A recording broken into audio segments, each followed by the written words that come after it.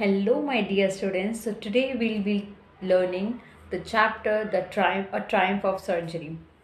Triumph of surgery का मतलब है कि किसी सर्जरी की जीत होना, किसी इवेंट की जीत होना। अब इवेंट क्या है, स्टोरी क्या है, आइए समझते हैं। तो इस पूरी स्टोरी में 3 कैरेक्टर हैं। एक ट्रिकी जो एक छोटा सा कुत्ता है, ओवरफेड है एंड बहुत ज़्यादा ओवर पैम्पर्ड है। मिसेस पम्फ्रे जो कि उस डॉग की ओनर है, मालकिन है। डॉक्टर हैरियट जो कि एक डॉक्टर है, एक सर्जन है बेसिकली, और वो ट्रिकी का इलाज करते हैं। तो शुरुआत कहानी की इस तरह से होती है कि डॉक्टर हैरियट अपनी गाड़ी में जा रहे होते हैं। तभी वो रास्ते में देखते हैं कि जो मिसेस पम्परे हैं वो अपने डॉग को घुमा रही होती हैं, बट वो जो डॉग है वो किसी फूले हुए सॉसेज की तरह लगता है, जिसके चारों तरफ से बस टांगे दिखाई दे रही हैं, जिसकी आंखें लाल हैं और उसके मुंह से लार टपक रही है। उसको देखकर डॉक्टर हैरियट रुकते हैं। मिसेस पम्फ्रे उनको अपनी चिंता बताती हैं कि मैं तो बड़ी परेशान हूँ, ये बीमार रहता है, ऐसे है वैसे है।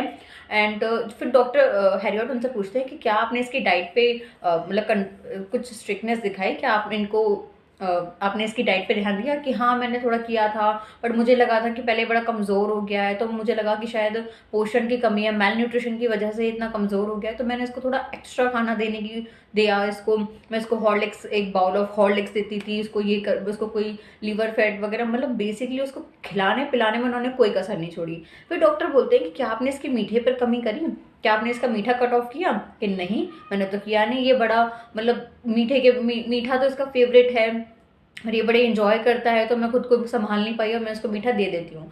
अच्छा, अब डॉक्टर हैरियट बोलते हैं कि क्या आपने इसको एक्सरसाइज करवाई, मतलब क्या आप इसको रेगुलर एक्सरसाइज करवाते हो?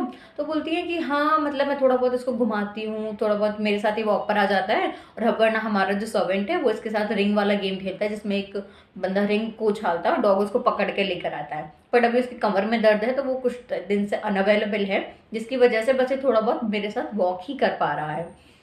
अब ये सारी चीज़ें देख के हालांकि डॉक्टर हैरियट को बड़ी दया आती है उस पर, लेकिन मिसेस पम्फ्रे बोलती हैं कि नहीं, कोई बात नहीं, ये हो जाएगा, प्लीज़। अपने अपनी वो चिंता जता रही है।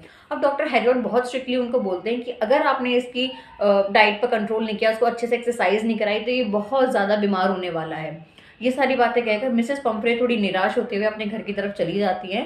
और वहीं जो ट्रिकी है, जिसने एकदम अच्छे से तैयार व्यार होकर वो कोट पहना हुआ है और उसमें बस लड़खड़ाते हुए इधर से उधर ऐसे चले जा रहा है, इसकी कंडीशन देख के डॉक्टर हैरियट समझ गए थे कि बहुत जल्द मिसेस पम्फ्रे उनको कांटेक्ट करने वाली है। और वैसा ही हुआ। कुछ दिन बाद मिसेस पम्फ्रे उन्हें कांटेक्ट करती हैं डॉक्टर को, एंड उन्हें बताती हैं कि बहुत परेशान हो गया। वो रोने लग जाती हैं कि मैं तो बड़ी परेशान हूँ, ये है वो है, और ये कुछ भी नहीं खा रहा है, बस वॉमिटिंग करे जा रहा है, और इसने अपनी सारी फेवरेट डिजर्ट्स वगैरह सब कुछ छोड़ दिया, कुछ भी नहीं खा रहा है।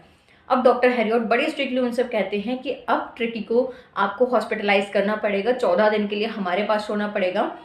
ये बात सुन के मिसेस पम्फ्रे बहुत सैड हो जाती हैं कि उन्हें 14 दिन के लिए अपने ट्रिकी को अपने अपने से दूर करना पड़ेगा, क्योंकि एक डॉग लवर जानता है कि डॉग से दूर रहना कैसा फील होता है।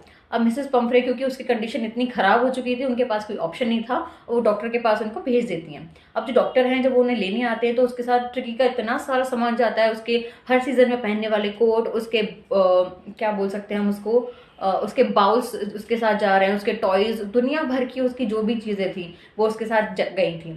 हालांकि मतलब ये सामान इतना हो गया था कि डॉक्टर हैरियट की कार में जगह नहीं थी, बट कोई बात नहीं।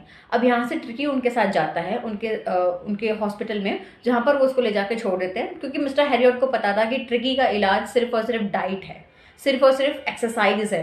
क्योंकि और क्या उसको, मतलब कोई बंदा अगर बहुत ज़्यादा मोटा हो गया, तो जब तक वो अपनी डाइट पे कंट्रोल नहीं करेगा, जब तक वो एक्सरसाइज नहीं करेगा, कोई भी रिजल्ट कहाँ से मिलेगा?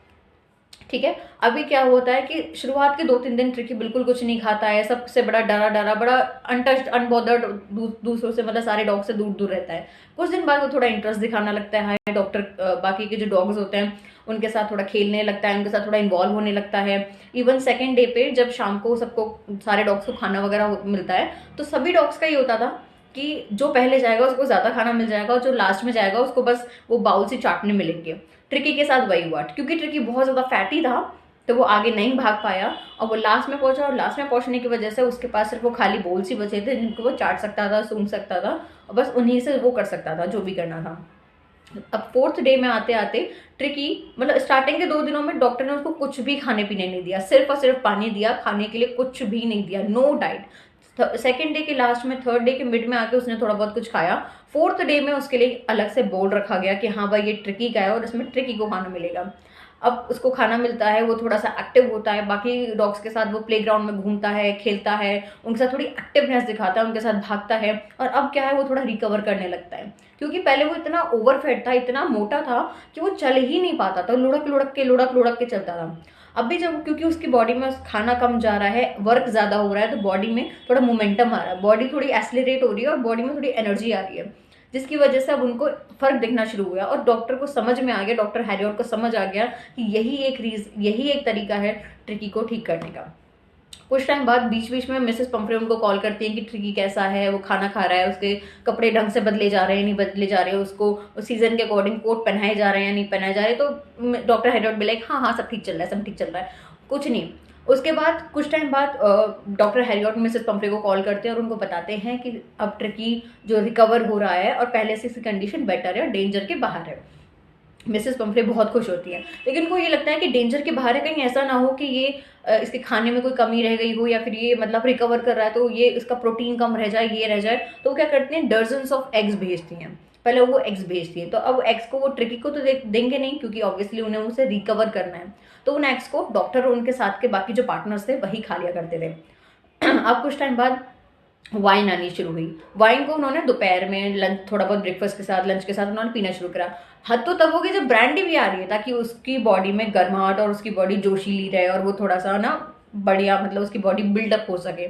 तो आप समझ रहे हो कि एक डॉग के लिए कितना प्यार है कि उसके लिए एग्स, वाइन और ब्रांडी आ रही है। लोगों को नसीब नहीं होती है, उस डॉग के लिए ब्रांडी और वाइन आ रही है।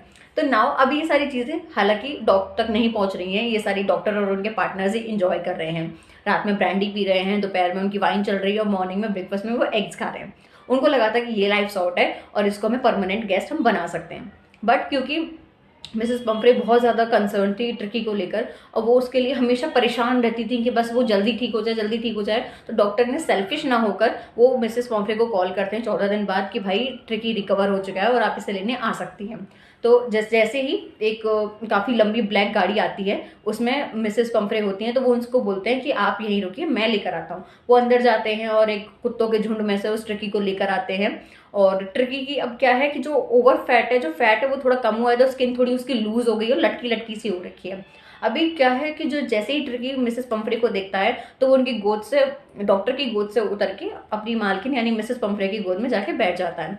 और साथ ही डॉक्टर हैरियट उसके सारे बोल, सारे कोट, सारे बिस्तर वगैरह जो भी थे अलग अलग टाइम के, सब जो भी सामान उसके साथ आया था वो सब उनके कार में वापस रखवा देते हैं। इसी के साथ जो मिसेस पंफ्रे है उनको उनका ट्रिकी वापस मिल जाता है, वो भी एक अच्छे तरीके से, एक अच्छे वर्जन में हेल्दी होता है। वो इस समय वो फिट होता है और वो इस लायक होता है कि वो अपनी लाइफ को एंजॉय कर पाए। बिकॉज जब आप ओवरफेड होते हो, जब आप इतने मोटे हो, आपकी हेल्थ ही अच्छी नहीं है, तो आप लाइफ को क्या ही एंजॉय कर पाओगे।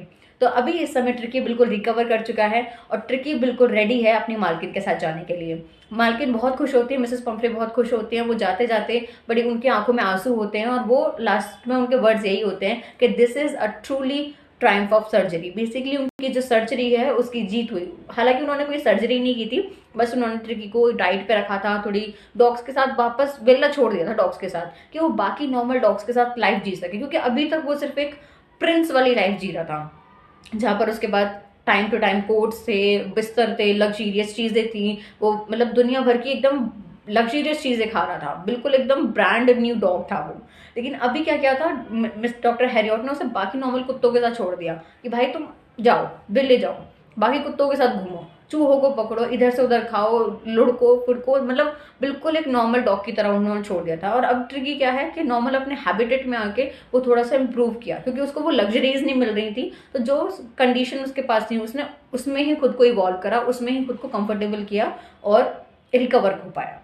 सो ये थी हमारी पूरी story a Triumph of surgery, जिसमें कैसे एक डॉग अपनी हेल्थ से रिकवर करता है। इससे हमें एक बहुत अच्छा मैसेज मिलता है कि हमें हमारी हेल्थ का सबसे ज़्यादा ध्यान रखना चाहिए, क्योंकि हेल्थ नहीं है तो आप अपने मन का कुछ भी नहीं कर सकते। आई एम टेलिंग यू, कुछ भी नहीं, ना अपने मन का खा पाओगे, ना अपने मन की एक्टिविटीज कर पाओगे, अपने मन की लाइफ जो एक आप जीना चाहते हो खुल के, फ्रीली, ओवरफ्लो, बिल्कुल एक हवा की तरह, वो नहीं कर पाओगे।